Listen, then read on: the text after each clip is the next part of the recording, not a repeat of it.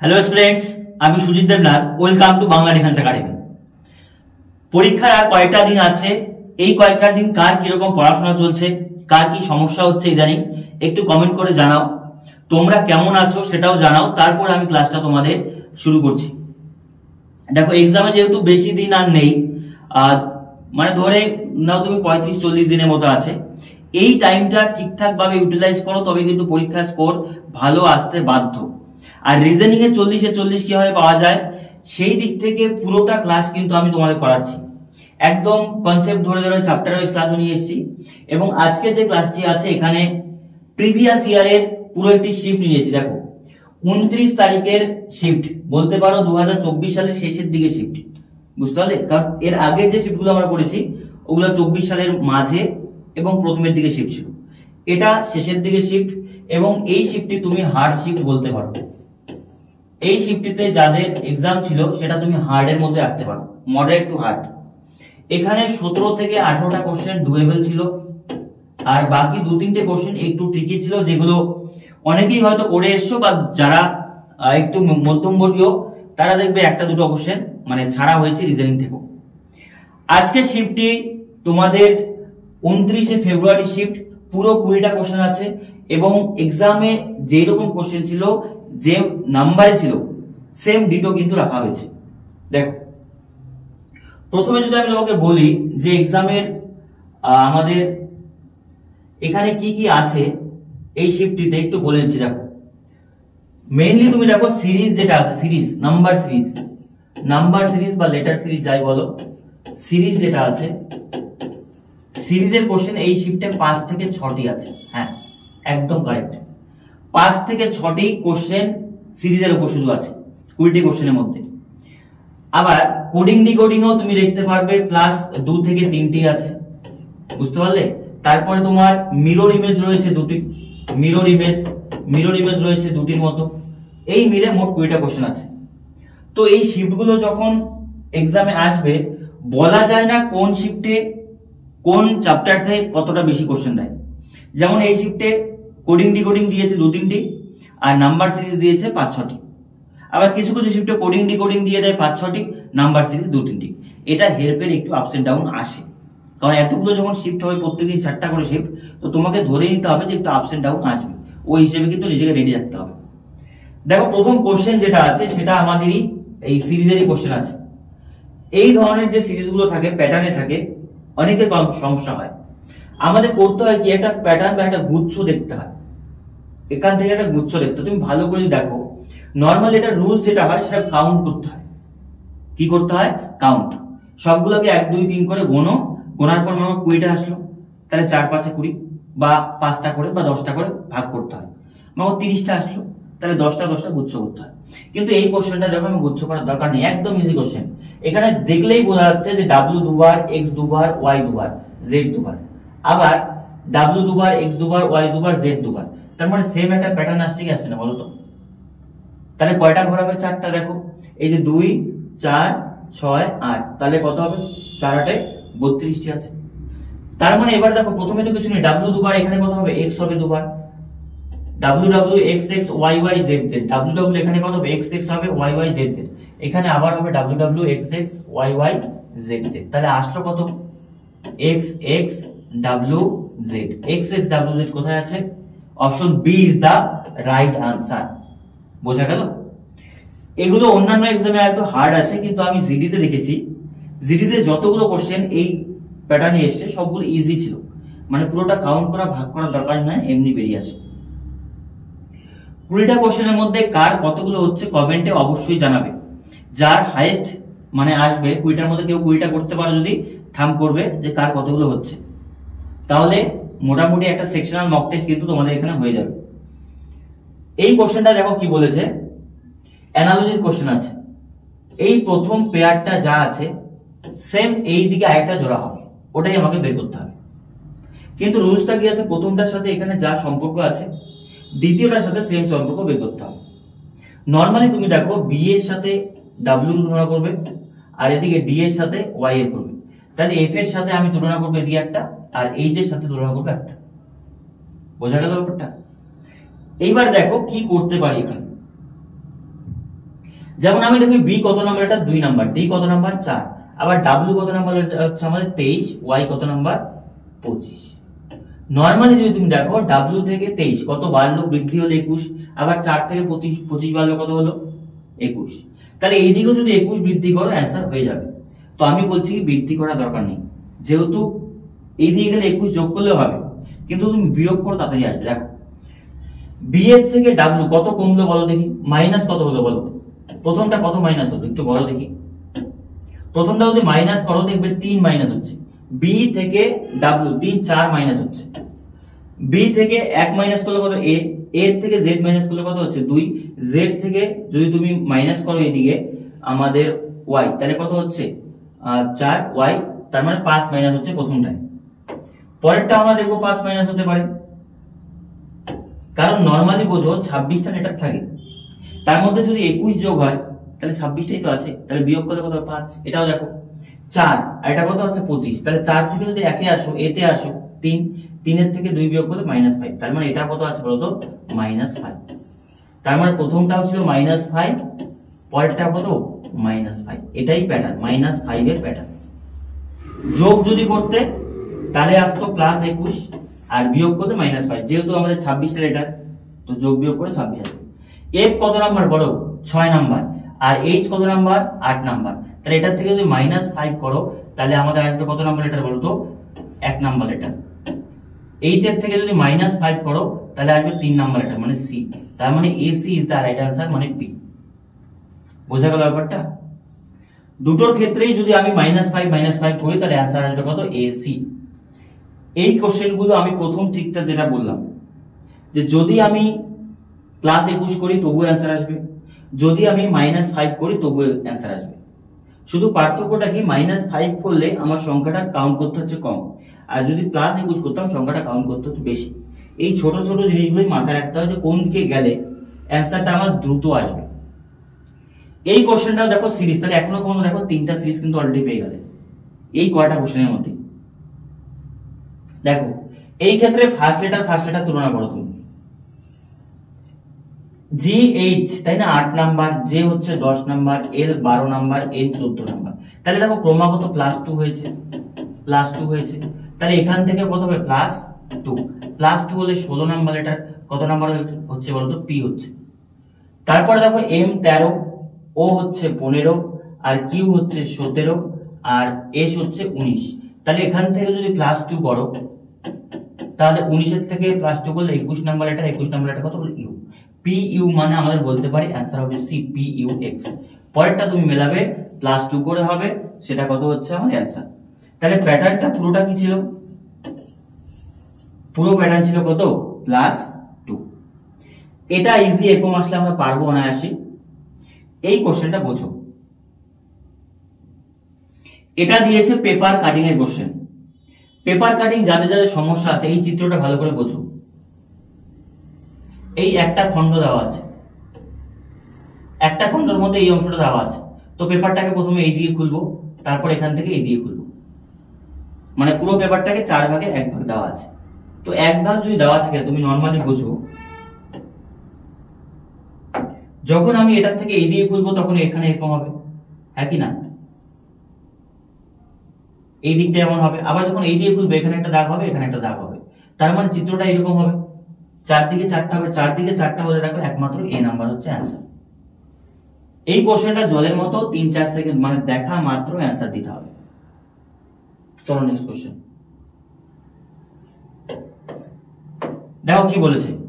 এখানে বলেছে 1 এবং 9 যে আছে তাদেরকে যদি ভাইস ভার্সা চেঞ্জ করা হয় এই ইকুয়েশন গুলোর মধ্যে, তাহলে কোনটা ঠিক হবে।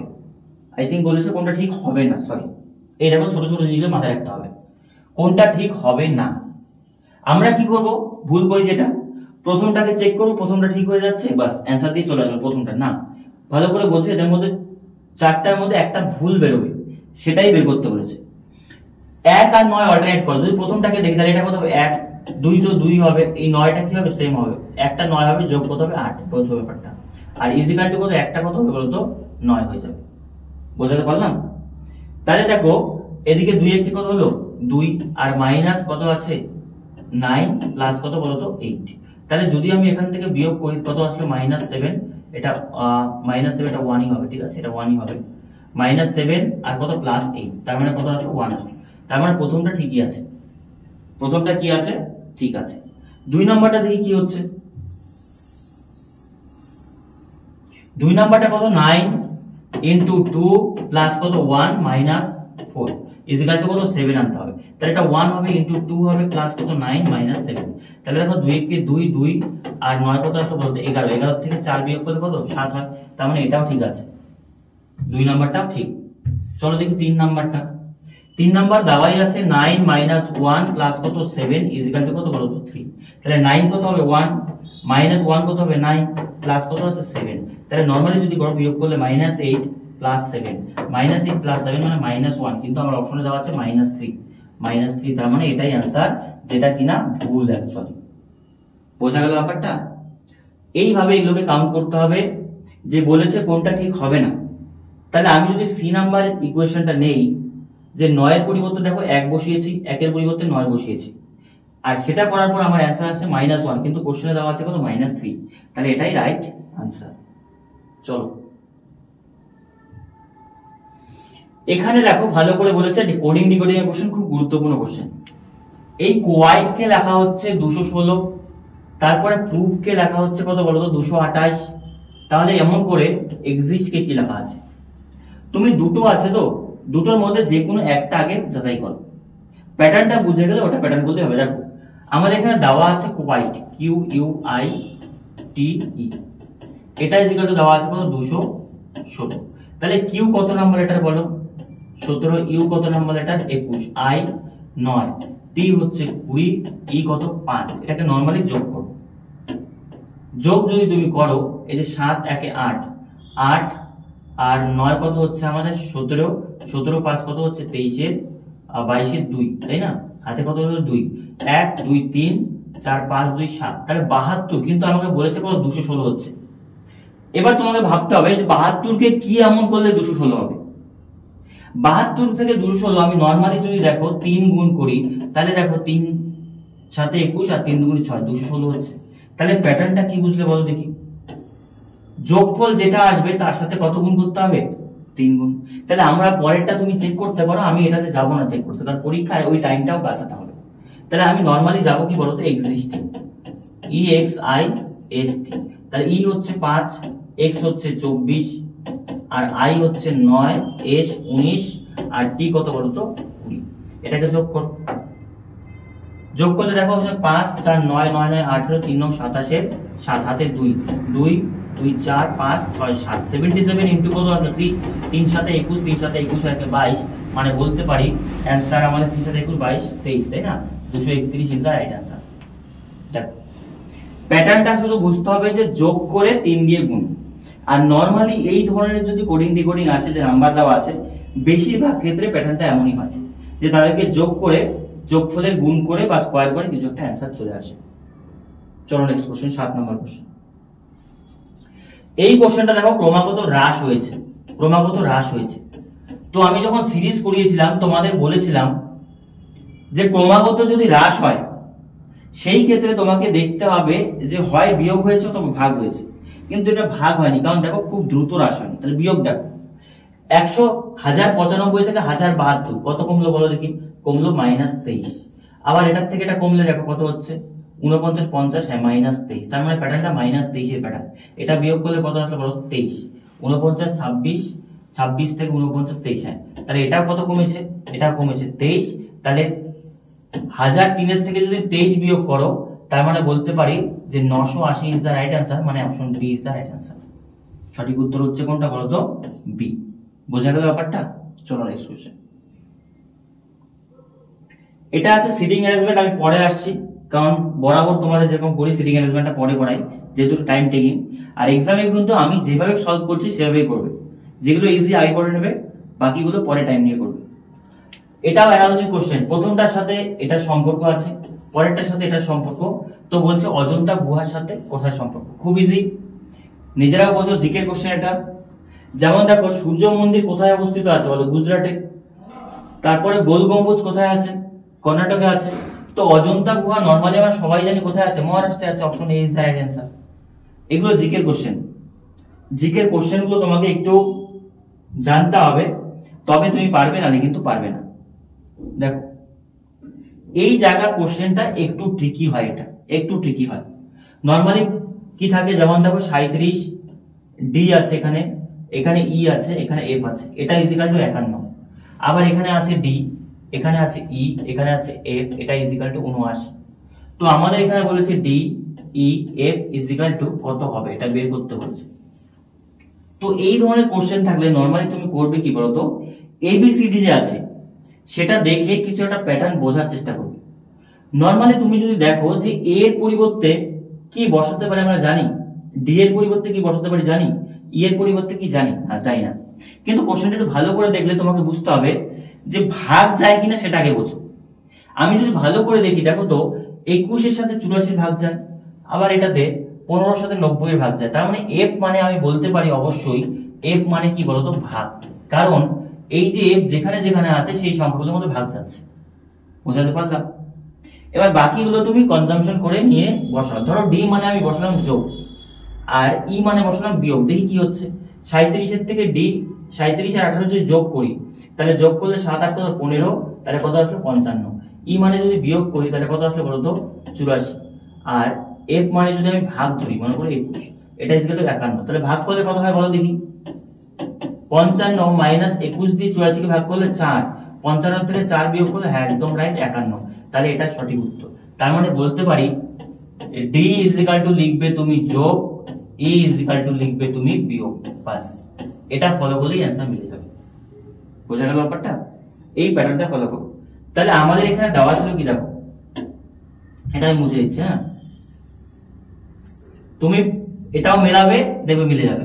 তাহলে 14 ডি মানে কত আছে আমাদের যোগ 17, ই মানে কত আছে বিয়োগ 8, আর এফ মানে কত ভাগ। তাহলে ভাগ যদি নরমালি করি, 14 আর 17 যোগ করলে কত হচ্ছে 14 দুগুণে 28, 8 7 কত 11 মানে 31, বিয়োগ যদি ভাগ করো কত আসছে 2, 31 থেকে 2 বিয়োগ করলে 29 ইজ দ্য রাইট আনসার। 29 মানে অপশন সি। কতক্ষণ লাগবে এগুলো করতে যদি আমার এক্সামে একটু তৎপরতা থাকে? আবারও বলছি, যখন এই ধরনের কোশ্চেন আসবে তুমি এবিসিডি মানে বুঝবে যে কি বোঝাচ্ছে। দেখো এটা ব্লাড রিলেশনের কোশ্চেন আছে, ব্লাড রিলেশনের কোশ্চেন আছে, কিভাবে করবে বোঝো।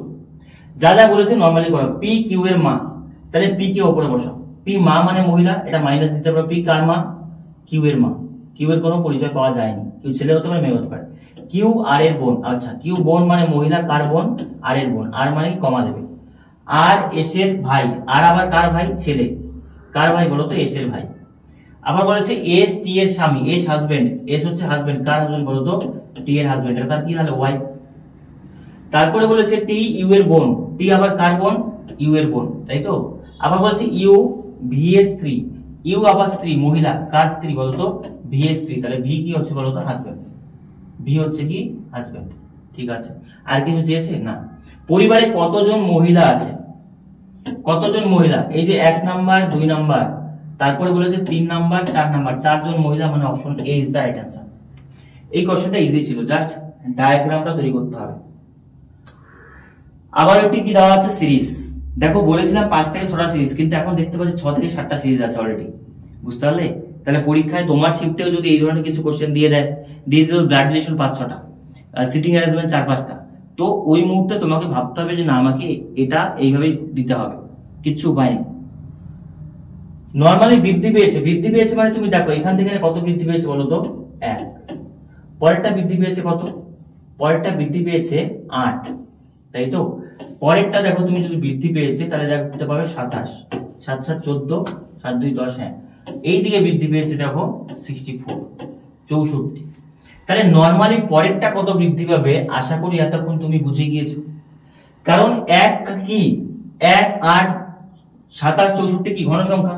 1 এর কিউব 1, 2 এর কিউব 28, 3 এর কিউব 27, 4 এর কিউব কত 64। তাহলে এখানে যেটা আসবে সেটা 5 এর কিউব, 5 এর কিউব মানে 125 যোগ হবে, 125 যোগ মানে 8 5 13, মানে आंसर হবে বলতো অপশন সি, মানে হবে 293, তাই না। 8 5 13, 6 2 কত হচ্ছে আমাদের 8 আর 1 9, আর হচ্ছে आंसर হবে 293। এই কোশ্চেনগুলো খুব ইজি হয় এবং একটু বুদ্ধিমত্তা খাটাতে হয়।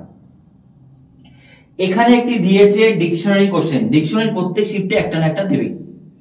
এই ক্ষেত্রে আমি তোমাদের কি বলেছিলাম, নরমালি করতে হয় কি, প্রথম থেকে যে এবিসিডি সংখ্যাগুলো আছে সেগুলোকে দেখতে হয়। দেখো আমি যদি ভালো করে দেখি এম ওয়াই সবগুলোতেই কমন আছে না, দেখো এম ওয়াই কমন আছে, এম ওয়াই কমন সবাই, ঠিক আছে।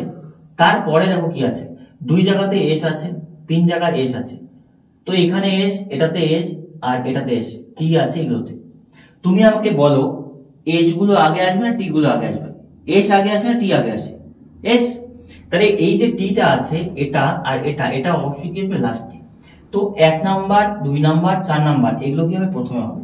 1 2 4 এর মধ্যে কোনটা আগে আসবে? দেখো এখানেও এস আছে, এখানেও এস, এটাতেও এস, এসের পরে টি, টি, এটাও টি, সব সেম আছে, কিছু বোঝা যাচ্ছে না।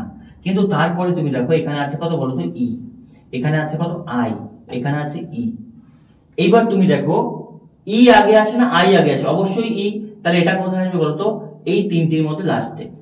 তাহলে ই এর পর এখানে কত আছে আর, এখানে কত আর, আর এর পর আছে কত ওয়াই, এখানে কত আই। এইবার দেখো ওয়াই আগে না আই আগে? আই আগে। তার মানে বলতে পারি 4 নাম্বার আগে, তারপর কত নাম্বার? 1 নাম্বার, তারপরে 2 নাম্বার। এবার দেখো 3 5 এর মধ্যে কোনটা আগে হবে?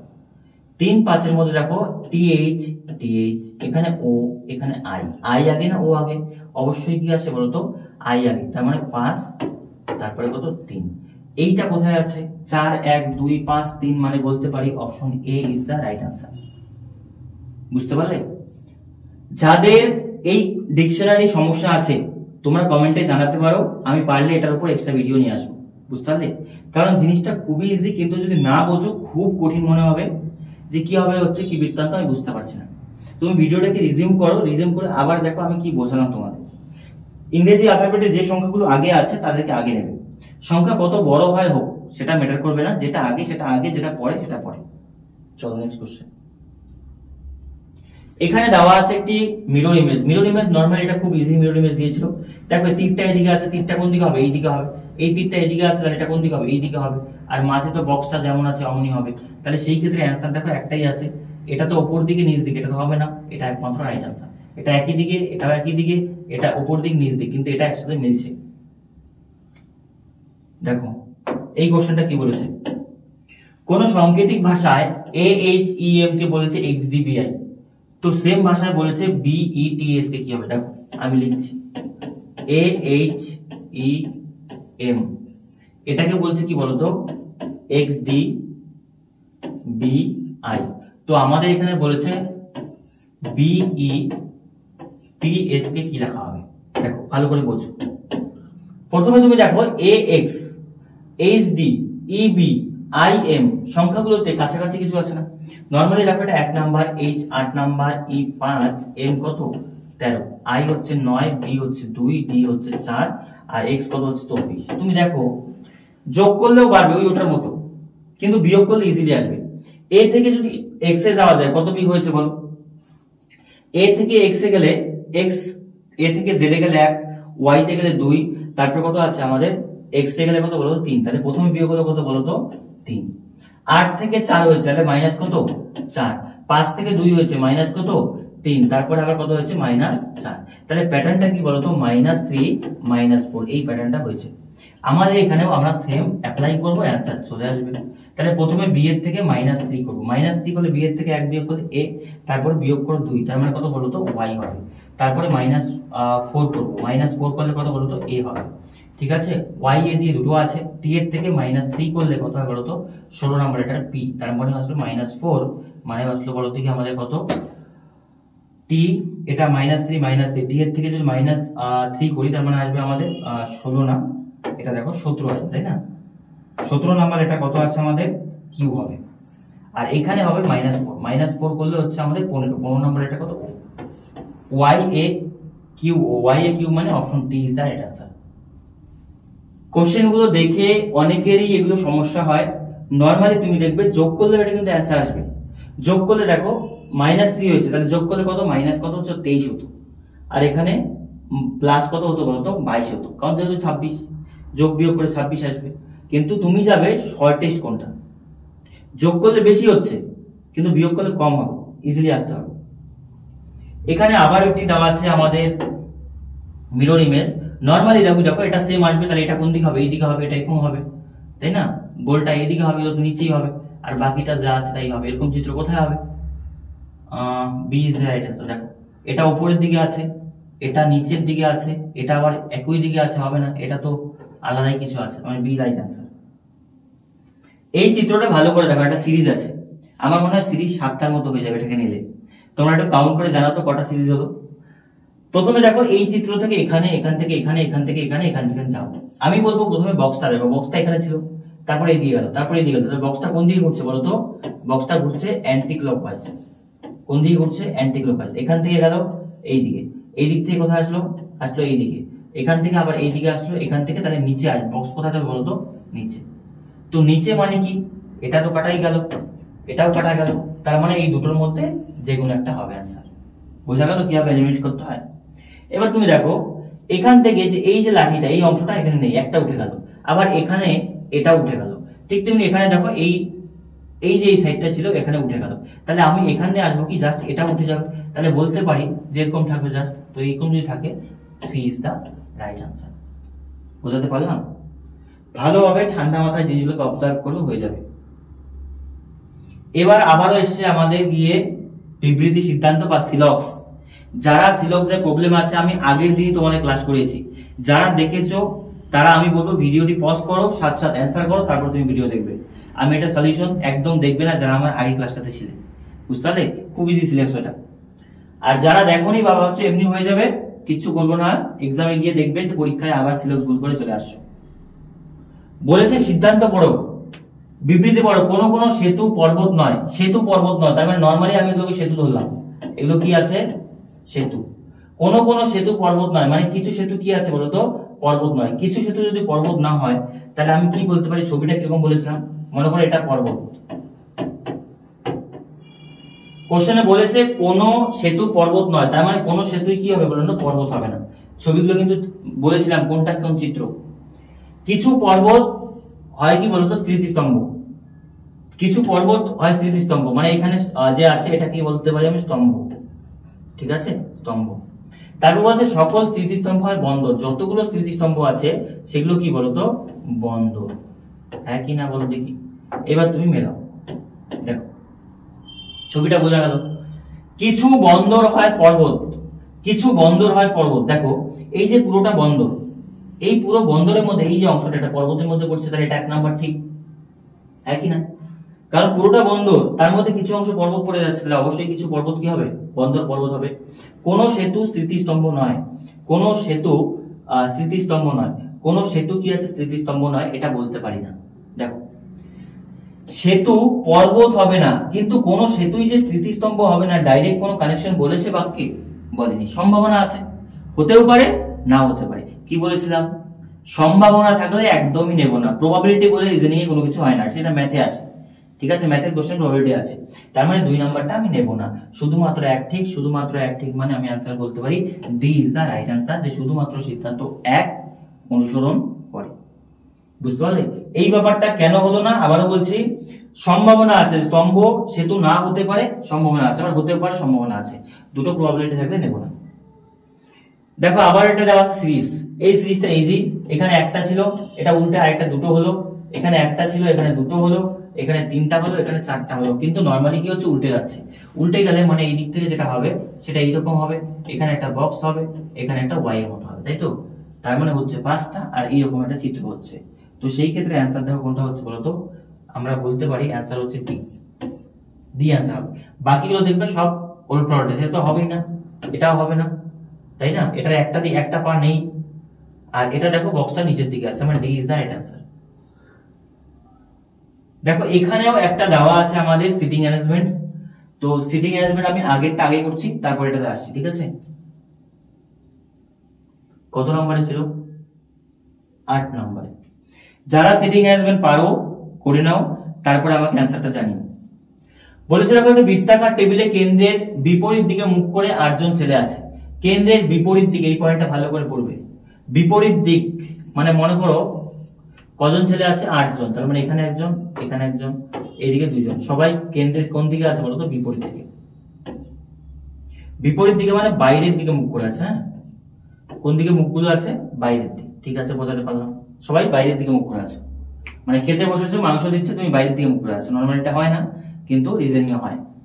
তো বলেছে ABCD EF GH বসে আছে, অবশ্যই একই ক্রমে নয়।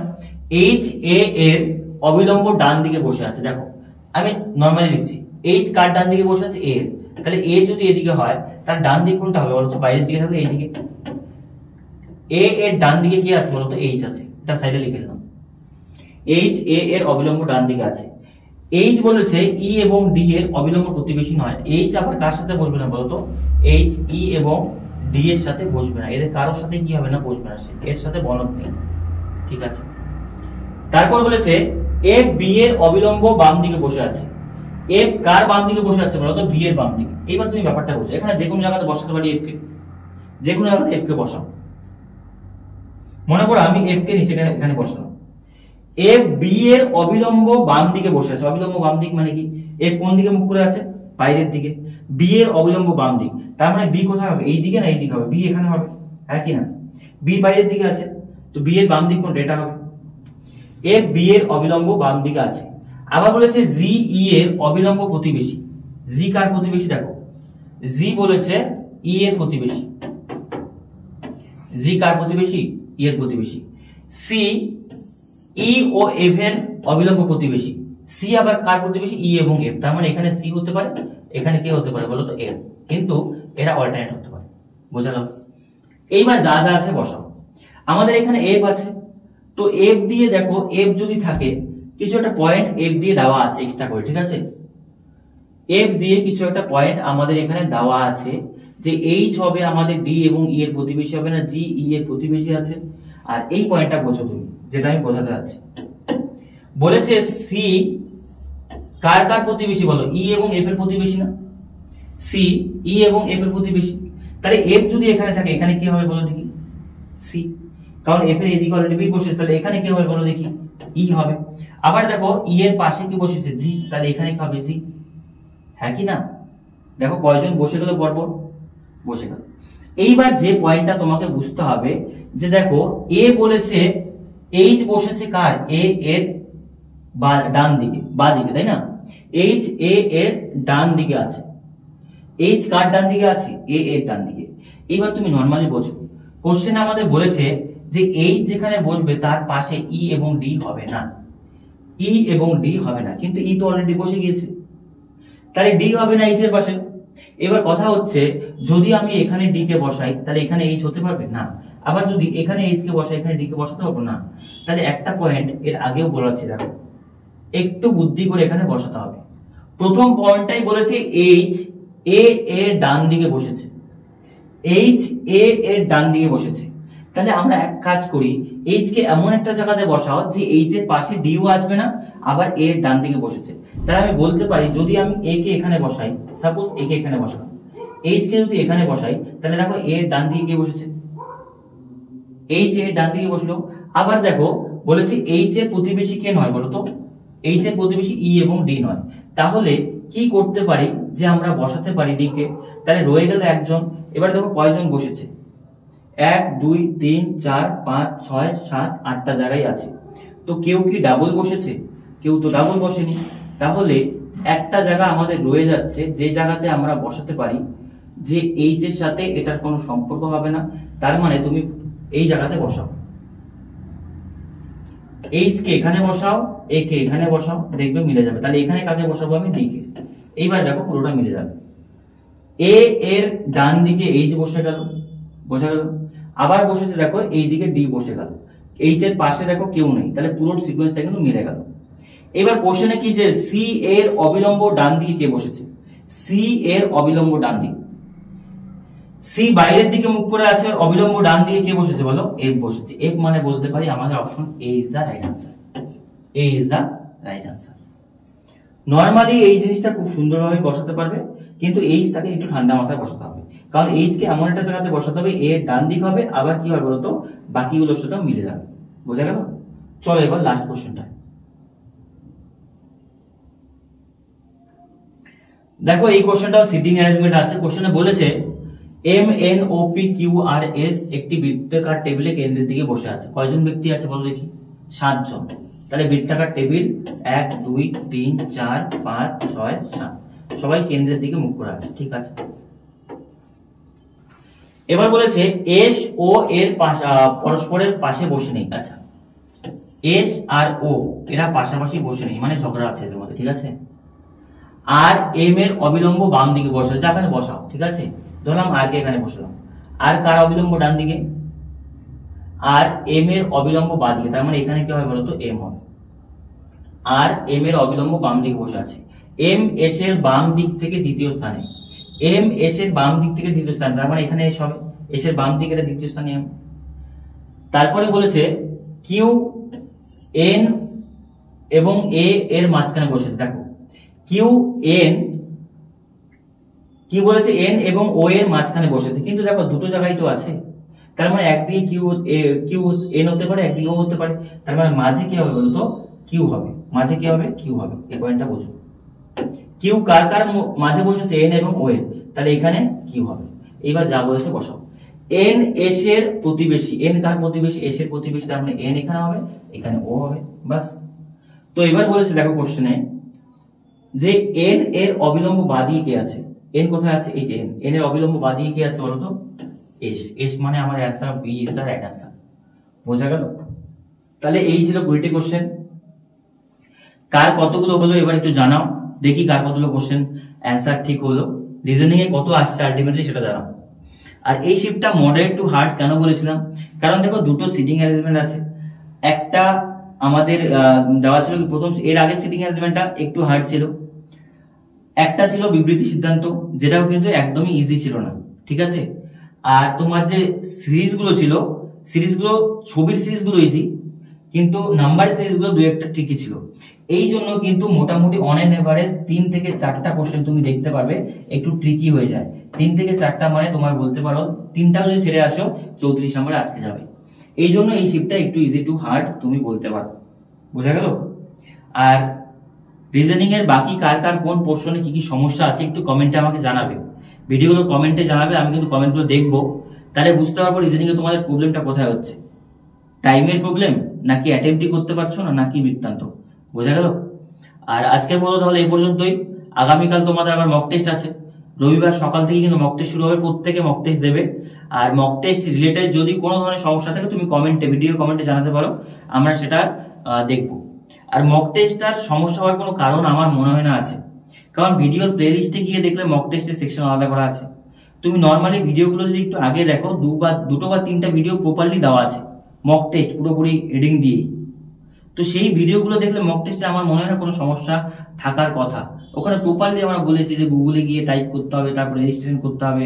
আর অনেকেই কোশ্চেন বলছো যে রেজাল্ট দেখতে পাচ্ছ না, রেজাল্ট দেখার জন্য 3টি ডট ডান দিকে যে আছে ওখানে গিয়ে দেখতে হবে, তোমার নাম আসবে নিচে, সেই নামে গিয়ে প্রিভিয়াস টেস্টের একটা বড় অপশন আছে, ওটাতে ক্লিক করলে রেজাল্ট দেখতে হবে।